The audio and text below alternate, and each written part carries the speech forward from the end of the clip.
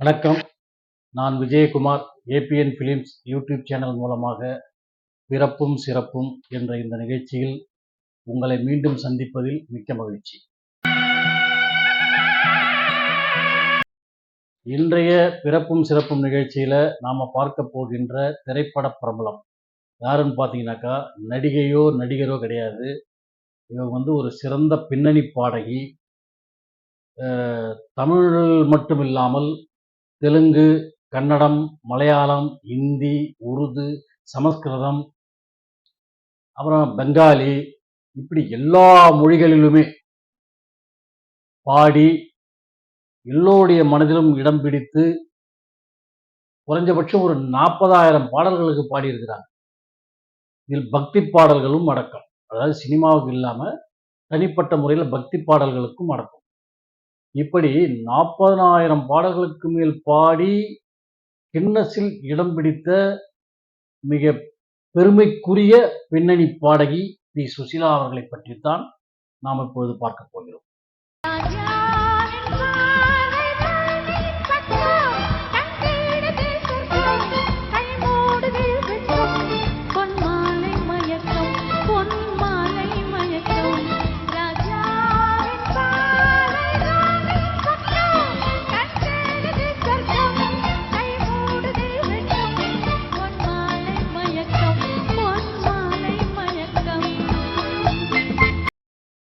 B. Susheela அவர்கள் 1935 வருடம் November மாதம் 13ஆம் தேதி ஆந்திர மாநிலம் விஜயநகரத்திலே புலபாக முகுந்தன் என்பவருக்கு மகளாக பிறந்தவர். இவர் பிறந்ததே ஒரு இசை குடும்பத்தில் பிறந்திருந்தார். அதனாலதான் இவர் கர்நாடிக் மியூசிக்கை சின்ன வயசுல இருந்து மிகவும் சிறப்பாக இவருடைய பெற்றோரும் மற்றோரும் கற்றுக் கொடுத்தார்கள்.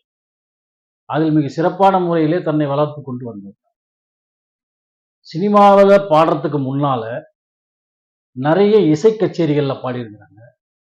அவங்க படித்த பள்ளிக்கூடங்களில் நிறைய பாடியிருக்கிறாங்க. கல்லூரியில் பாடியிருக்கிறாங்க. அவங்க பாடின அனைத்து பாட்டையுமே கேட்டு கேட்டு கேட்டு அத்தனை பேருமே அத்தனை சந்தோஷம் அடைந்தார்கள். தமிழ் சினிமாவில் ஆரம்பத்திலேருந்தே இவங்க கொஞ்சம் பாடிக்கிட்டு வந்தாங்க. இருந்தாலும் இவர்களுடைய குரலை மக்களுக்கு ஆழமாகவும் அழுத்தமாகவும் சொன்ன ஒரு பாடல் எதுன்னு பார்த்தீங்கன்னாக்கா, உயர்ந்த மனிதன் அப்படிங்கிற படத்துல ஒரு பாடல் பாடிப்பாங்க. அதாவது அந்த பாடல் மக்கள் மத்தியிலே அத்தனை பிரபலமானது. நாளை இந்த வேலை பார்த்து ஓடிவானிலா அப்படின்னு ஒரு பாடல்.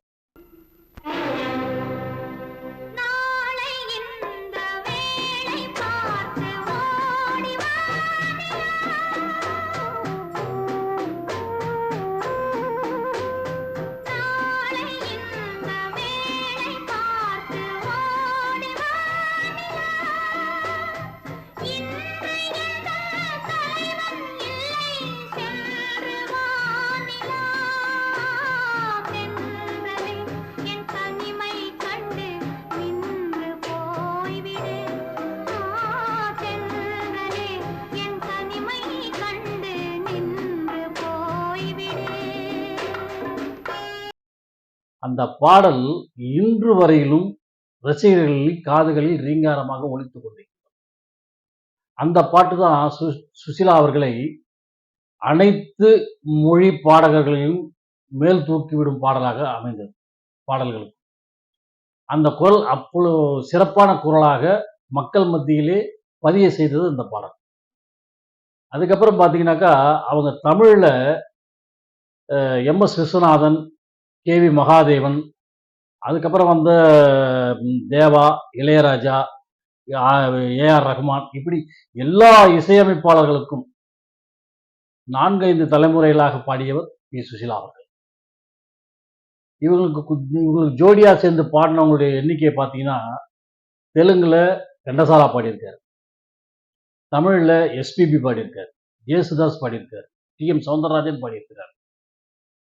இப்படி அனைத்து பின்னணி பாடகர்களோடும் சேர்ந்து பாடியது பல பாடல்கள் என்றாலும், இவர் தனிப்பட்ட முறையிலே பி. சுசீலா தனிப்பட்ட முறையிலே பாடிய பாடல்களின் எண்ணிக்கையை பார்த்தீர்களானால் அது ஒரு 12,000 பாடல்களை தாண்டி இருக்கும். வரம் தந்த சாமிக்கு பதமான லாலி, ராஜாதி ராஜனுக்கு இதமான லாலி. வரம் தந்த சாமிக்கு பதமான லாலி, ராஜாதி ராஜனுக்கு இதமான லாலி. குறும்பான கண்ணனுக்கு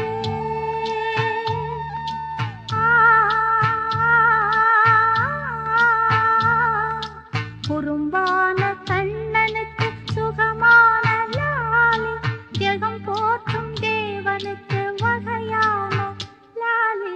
வரம் தந்த சாமிக்கு பதமான லாலி.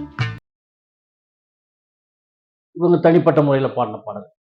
இப்படி தன்னுடைய வாழ்நாளிலே மிக சிறப்பான ஒரு குரல் வளத்தை கொண்டு அதை மக்களிடம் செலுத்தி பெரும் பெயர் பெற்றவர் தான் சுசிலா அவர்கள். இவர்கள் கின்னஸில் இடம்பெற்றவர்கள்.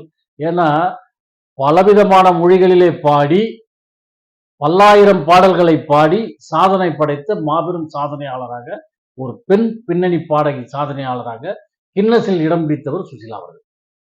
கின்னஸ்ல மட்டுமா இடம் பிடிச்சாங்க? அவங்க வாங்கின விருதுகளுடைய எண்ணிக்கையை பார்த்தீங்கன்னா எண்ணில் அடங்காதது. தேசிய விருது, மாநில விருது, பிலிம்பேர் விருது, இப்படி எல்லா வகையான விருதுகளையும் வாரி குவித்து வைத்திருக்கிறார்கள் சுசிலா அவர்கள். மிக சிறப்பான முறையிலே பாடி, மிக சிறப்பான முறையிலே தன்னை வளர்த்து கொண்டு அனைத்து விருதுகளையும் பெற்று சாதனைகளை படைத்துக் கொண்டிருந்த சுசிலா அவர்கள் ஒரு காலகட்டத்திலே சித்ரா என்ற பின்னணி பாடகி வந்து சுசிலாவினுடைய இடத்தை பிடிக்கின்ற சூழ்நிலை வருகின்ற போது இவராகவே சினிமாவில் பாடுவதை சற்று நிறுத்தி கொண்டு பக்தி பாடல்களை பாடுவதற்கு தன்னை தயார்படுத்தினார். அனைத்து விதமான பக்தி பாடல்கள், எல்லா சுவாமிகளுக்காகவும் பக்தி பாடல்களையும் பாடி அவற்றை மக்களிடையே சேர்த்தார்கள். அதன் பிறகு கூட அவங்க வந்து சும்மா விட்டுல சினிமா உலகம்.